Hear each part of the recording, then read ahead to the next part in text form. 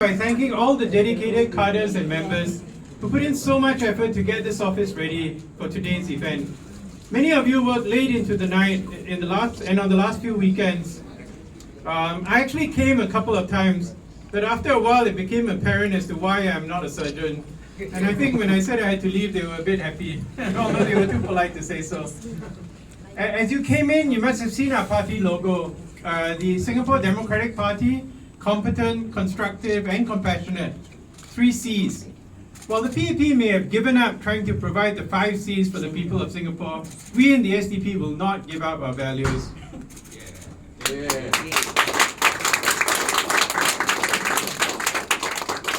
Many people have often asked me why I joined the SDP. And my answer has always been, I'm not hard up to be an MP. If I was, I would have joined the PAP and tried to change things from within. An approach which unfortunately is doomed to fail. Instead, I joined the SDP because I share those values. In fact, I often tell people, the SDP doesn't have members and volunteers. They actually have believers. And today, I'd like to make an announcement that the CEC has decided to rename our volunteers as the SDP Changemakers. Over the last 43 years, long before I joined the party, we've had our ups and downs, but we've always stayed true to our values as we have tried to change our society for the better. Now this past week, we heard a lot about Forward Singapore. In fact, in the mail, you may have received this fancy brochure paid for by our tax dollars. I read it eagerly, hoping to find some major policy shift, like what was probably Prime Minister Lee Hsien Loong's greatest achievement at the beginning of the so-called 3G era in 2004. You know, when he gave us the 5-day work week, I think everyone is very happy about that. Alas, it was not to be. This fancy brochure was full of motherhood statements which sounded vaguely familiar. So I went to the library to check it out. And true enough, most of the ideas and promises in the Forward Singapore brochure were actually recycled from this book, The Next Lap, which was published in the 1990s to mark the transition from the first generation of leaders to the so-called 2G PAP leadership. Now I say most of the ideas because there's one striking difference. The 2G's proposal was that within the 20 to 30 year time frame of the report, in other words in the 2010s, and I quote, they said, we could look forward to a gracious living and working environment comfortably accommodating a population of up to 4 million people. Now this 4 million population figure was clearly taken seriously, as it was repeated not once, but 3 times on pages 24, 30, and 77.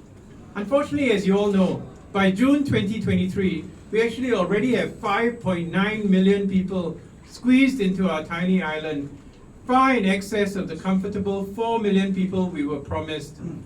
The result has been an incredible pressure on our fellow citizens in transport, in healthcare, and perhaps most significantly in housing. And don't just take my word for it about the crazy cost of living, especially for housing in Singapore.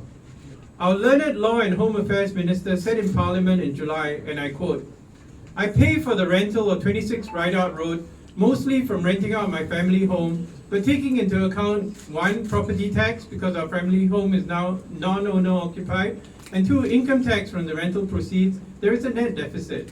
I top up the deficit. And he said, I am in essence using my previous lawyer's income to pay for the rental for 26 Rideout Road. Based on my current income, I would not have offered to rent 26 Rideout Road. Now to my knowledge, in no other country in the world does someone who earns at least $100,000 a month need to dip into his savings from his previous job to pay for the rental for government-owned housings. This is truly uniquely Singapore. And it's a uniquely Singaporean problem, not a global problem of inflation as some have alleged. Most of the people of my generation did not have to depend on our parents for the down payment for our first flats in the 1980s or 90s. However, now, many of my friends are having to help their children out, which is clearly not easy for many and impossible for some. Now, what's the solution?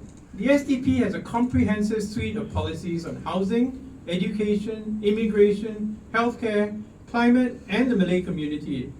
Many of these have been liberally borrowed from by the PAP, but unfortunately watered down. For example, our universal healthcare plan has a distant cousin in the MediShield Life and Healthier SG initiatives. They have high deductibles, co-payments, and caps on benefits, as well as a mysterious white list of drugs, which clearly limits their utility. Unfortunately, we cannot implement our policies without being in government, which, to be honest, is not realistic, at least for the next 1 or 2 election cycles. For now, what we can do is get more than 1/3 of the seats in Parliament for the alternative parties altogether. This will deny the PAP a 2/3 majority, and this will prevent the passage of constitutional amendments that are potentially harmful to the people of Singapore. We have a good example of this last week with the Constitution of the Republic of Singapore Amendment Number 3, Act 2023, which states that the President may perform foreign and international roles in private capacity if national interest requires, which apparently was designed to allow the President and all ministers to take on leading roles in international organizations such as the World Economic Forum.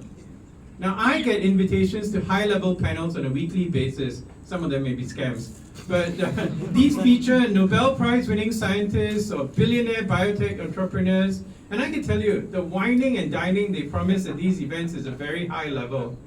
And I have no doubt the entertainment level at events hosted by bankers is far greater than that hosted in the biomedical world. Unfortunately, with their supermajority in Parliament, the Constitution can be amended at will by the ruling party right now. On behalf of our Secretary General Chee and our CEC, I'm extending a warm invitation to all of you to join us here as SDP changemakers, those of you who are not already our members and cadres. Political work is very hard, especially in Singapore, but we have an amazingly creative and dedicated team of members and SDP changemakers here today. They walk the ground in the constituencies, we meet together to discuss and update policy papers, now we've got a nice meeting room to do that, and come up with creative media presentations to get the message of democracy across. As I said many times before,